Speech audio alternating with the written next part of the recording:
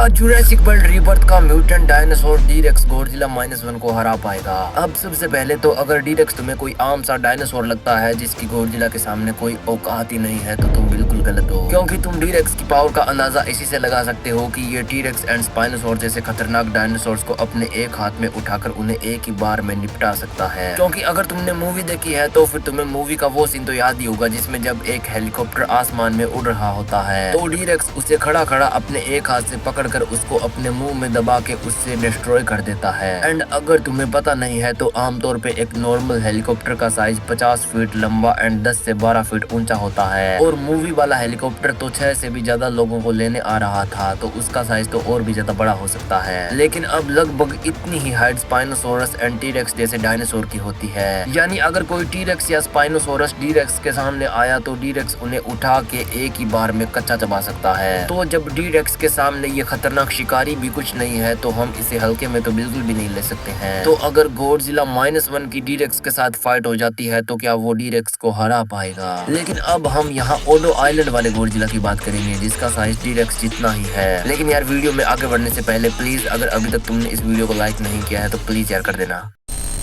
तो सबसे पहले अगर दोनों के साइज की बात करें तो यहाँ हम पहले डी-रेक्स की बात करते हैं। और फर्स्ट ऑफ ऑल तो डी-रेक्स कोई नॉर्मल एनिमल नहीं है बल्कि ये एक एक्सपेरिमेंट का फेल रिजल्ट है। अब साइंटिस्ट अपने डायनासोर पार्क के लिए किसी ऐसे डायनासोर को बना रहे थे जो कि सबसे अलग, पावरफुल और बड़ा हो, इसीलिए उन्होंने जेनेटिकली मॉडिफाइड डायनासोर्स यानी हाइब्रिड डायनासोर्स को बनाने का सोचा। और आगे चलकर इंडोमिनस रेक्स एंड इंडोरैप्टर जैसे खतरनाक डायनासोर्स इसी हाइब्रिड प्रोसेस का नतीजा था। लेकिन इसी प्रोसेस में साइंटिस्ट से एक ऐसा डायनासोर भी बन गया था जो कि डायनासोर कम और एक मॉन्स्टर ज्यादा था। अब हाँ डी-रेक्स, जिसे कि टी-रेक्स एंड कई और डायनासोर्स के डीएनए को मिला के बनाया जा रहा था। लेकिन एक्सपेरिमेंट फेल हुआ और नतीजा ये निकला। लेकिन जब इसे बनाया जा रहा था तब इसके डीएनए में टी-रेक्स के अलावा भी हाइट के लिए किसी बड़े डायनासोर के डीएनए को मिलाया गया था। मे बी वो अर्जेंटिनोसोरस हो सकता है, क्योंकि यार मूवी में हमें पता चलता है कि डी-रेक्स की हाइट बहुत ही ज्यादा बड़ी थी। लाइक इसने एक उड़ते हुए हेलीकॉप्टर को खड़े खड़े अपने एक हाथ से पकड़कर उसे अपने मुंह से तोड़ दिया था, और इसने सिर्फ अपने एक हाथ के एक सिंगल अटैक से एक गाड़ी को कुचल दिया था। तो मूवी में डी-रेक्स की हाइट ज्यादा नहीं तो 50 फीट तो होगी ही होगी। क्योंकि अगर मैं आपको एक और एग्जांपल दूं तो इस डी-रेक्स का एक दांत ही किसी इंसान के सर से ज्यादा बड़ा था। तो आप सोच लो कि ये कितना ज्यादा बड़ा होगा। लेकिन अभी के रिकॉर्ड्स तो यही बताते हैं कि डी-रेक्स की हाइट 50 फीट की है, जो कि इसे जुरासिक वर्ल्ड का one of the largest terrestrial dinosaur बना देता है। लेकिन अब इसके बाद अगर बात करें गॉडजिला की तो गॉडजिला -1 मूवी में ये ओडो आइलैंड वाला गॉडजिला का सबसे वीकेस्ट वर्जन था। लेकिन इसके बावजूद भी इसने वहाँ पे हथियारबंद सोल्जर्स को निपटा दिया था, और उस लड़ाई में सिर्फ एक ही आदमी जिंदा बच पाया, और वो भी तब जब उसने खुद को छुपा लिया था। लेकिन उस टाइम हम क्लियरली देख पा रहे थे कि गॉडजिला का ये वर्जन भी काफी ज्यादा बड़ा था, मतलब किसी नॉर्मल टी-रेक्स या स्पाइनोसॉरस से तो काफी ज्यादा बड़ा। लाइक ओडो आइलैंड वाले गॉडजिला ने भी जुरासिक वर्ल्ड रीबर्थ के टी-रेक्स की तरह एक प्लेन को अपने मुंह में उठा के उसे तोड़ दिया था, जो कि ये शो करता है कि ये गॉडजिला भी टी-रेक्स जितना ही बड़ा है। लेकिन इसकी ऑफिशियल हाइट 49 फीट है, यानी लगभग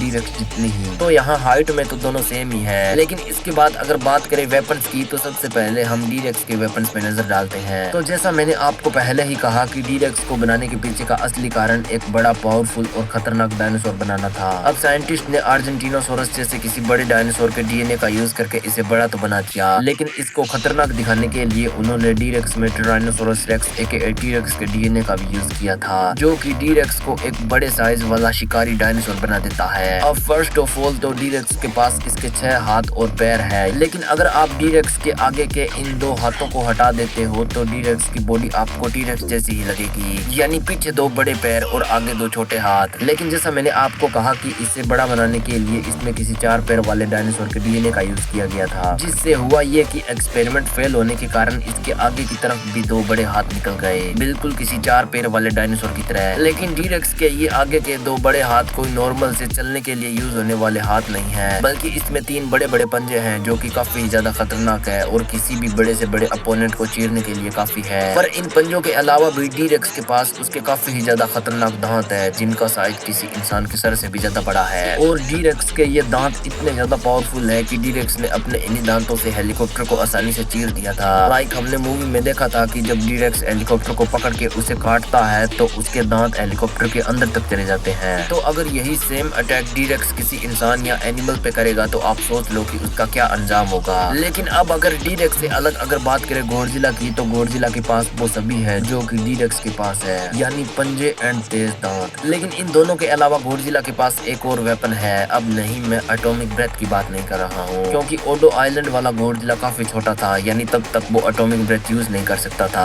अब शायद ऐसा इसीलिए हो सकता है क्योंकि उस टाइम वो लाखों सालों के बाद अपनी नींद से जागा था और उस टाइम उसके पास कोई उतनी ज्यादा रेडिएशन नहीं थी और एटॉमिक ब्रेथ यूज करने के लिए जरूरत ही रेडिएशन की होती है। तो शायद एक ये भी कारण हो सकता है कि ओडो आइलैंड वाले गॉडजिला के पास एटॉमिक ब्रेथ नहीं थी। लेकिन इसके बावजूद भी वो गॉडजिला अपने एक और वेपन से अपने टारगेट्स को सेकंड्स में निपटा रहा था। नाउ यस, उसकी पूंछ, जो कि काफी ज्यादा पावरफुल अटैक्स कर सकती थी और गॉडजिला उसका इतनी अच्छी तरह से यूज कर रहा था कि उसने अपनी पूंछ से ही कई इंसानों को निपटा दिया था। पर पूंछ के अलावा भी इस गॉडजिला की बाइट फोर्स भी काफी ही ज्यादा थी, क्योंकि इसने भी अपने मुंह में एक एरोप्लेन उठा के उसे काफी ज्यादा दूर फेंक दिया था। लेकिन अब फाइनल रिजल्ट से पहले अगर एक और एबिलिटी यानी स्पेशल एबिलिटीज की बात की जाए तो यहाँ पे गॉडजिला के पास उसकी बहुत ही ज्यादा मजबूत स्किन है जिसपे गोलियों का भी कोई असर नहीं होता है। यानी ओडो आइलैंड पे जब गॉडजिला अटैक करता है तो उस पे एक साथ कई सोल्जर्स एक ही बार में कई बुलेट्स फायर करते हैं, लेकिन इसका गॉडजिला पे कोई असर नहीं होता है, जो कि ये दिखाता है कि उस टाइम भी गॉडजिला की स्किन काफी ज्यादा मजबूत थी। पर गॉडजिला के अलावा डी-रेक्स के पास भी कुछ स्पेशल एबिलिटीज है। लाइक सबसे पहले तो इसके पास कैमोफ्लेज की एबिलिटी है, जिससे ये इंडोमिनस रेक्स की तरह अपने आप को किसी भी एनवायरनमेंट में छुपा सकता है। जैसे मूवी के ही एक सीन में डी-रेक्स रात के अंधेरे में अपने आप को इस तरह से छुपाता है कि काफी ज्यादा उसके आसपास लाइट्स एंड एक हेलीकॉप्टर की लाइट होने के कारण भी कोई उसे देख नहीं पाता है। और अगर डी-रेक्स किसी ऐसी जगह में हो जहां उसके आसपास कई सारे पेड़ पौधे हो तो फिर तो उसे देखना और भी ज्यादा मुश्किल हो जाता है। पर अब इसके अलावा डी-रेक्स के पास थर्मल विजन भी है, जिसके कारण अगर इसका अपोनेंट अपने आप को कहीं छुपा लेता है तो ये उसकी बॉडी की हीट को डिटेक्ट करके उसे देख पाएगा। और साथ ही कई सारे डायनासोर्स के डीएनए को एक साथ मिला के बनाए जाने के कारण डी-रेक्स में और भी कई सारी एबिलिटीज है, जैसे कि ड्यूरेबल स्किन, जो कि उसे पावरफुल अटैक्स को झेलने की एबिलिटी देती है, और साथ ही स्ट्रॉन्ग बाइट फोर्स, जिससे डी-रेक्स हेलीकॉप्टर को भी चीरने में कैपेबल था। और साथ ही इसके अंदर वेलोसिरैप्टर का डीएनए होने के कारण इसका दिमाग भी बहुत तेज है, जिसकी हेल्प से ये लड़ाई के दौरान काफी तेजी से डिसीजन ले पाएगा। लेकिन अब फाइनली अगर गॉडजिला एंड डी-रेक्स की लड़ाई होती है तो कौन जीतेगा? तो यार इस लड़ाई में एरिया भी मैटर करेगा, यानी अगर लड़ाई किसी ऐसी जगह पे होती है जहाँ पे गॉडजिला एंड डी-रेक्स के अराउंड काफी ज्यादा पेड़ पौधे हो तो यहाँ डी-रेक्स को अपनी कैमोफ्लेज एबिलिटी के चलते एक अपर हैंड मिल जाएगा, जिससे वो छुप के गॉडजिला पे अटैक कर सकता है और दोनों के साइज में भी ज्यादा बड़ा डिफरेंस नहीं है। तो ऐसे में गॉडजिला को एक बड़ा चैलेंज फेस करना पड़ सकता है। और यहाँ पे एक और बात कि ओडो आइलैंड वाला गॉडजिला अपनी नींद से यहाँ पे पहली बार आया था, इसीलिए तो वो इस फाइट में एक गॉडजिला कम और एक डायनासोर ज्यादा लग रहा था। यानी इस टाइम पे गॉडजिला को लड़ने का एक्सपीरियंस बिल्कुल भी नहीं है। और इसके अपोजिट डी-रेक्स पिछले 17 सालों से इस आइलैंड पे था, जहाँ पे उसे जिंदा रहने के लिए हर दिन लड़ना पड़ा होगा। यानी शुरू में तो वो इतना ज्यादा बड़ा नहीं था, इसीलिए शुरू में तो उस पे कई डायनासोर्स ने काफी अटैक किए होंगे। तो डी-रेक्स का फाइटिंग एक्सपीरियंस तो ओडो आइलैंड वाले गॉडजिला से ज्यादा ही होगा। लेकिन अब अगर तुम्हें ऐसा लगता है कि गॉडजिला यहाँ पे आसानी से हार जाएगा तो नहीं यार, ऐसा नहीं है, क्योंकि भले ही गॉडजिला का फाइटिंग एक्सपीरियंस कम हो लेकिन गॉडजिला पावरफुल बहुत ज्यादा है। यानी इसे हथियारों के साथ कई सारे सोल्जर्स मिलके भी नहीं मार पाए थे, मतलब मारना तो क्या, उनकी गोलियों से गॉडजिला को एक खरोंच तक नहीं आई थी। एंड एक और बात जो कि मैं पहले मेंशन करना भूल गया कि गॉडजिला के पास उसकी कमाल की रीजनरेशन एबिलिटी भी है, जिससे वो अपने टूटे फूटे किसी भी बॉडी पार्ट को फिर से रीजनरेट कर सकता है। बाकी यार इन दोनों के बारे में इतना कुछ जानने के बाद ये मैं तुम पे छोड़ता हूँ कि अगर इन दोनों की फाइट हो जाती है तो दोनों में से कौन जीतेगा। चलो अपने अपने आंसर्स कमेंट्स में लिखना। एंड अगर तुम्हारे मन में कोई टॉपिक है तो उसे भी कमेंट कर देना,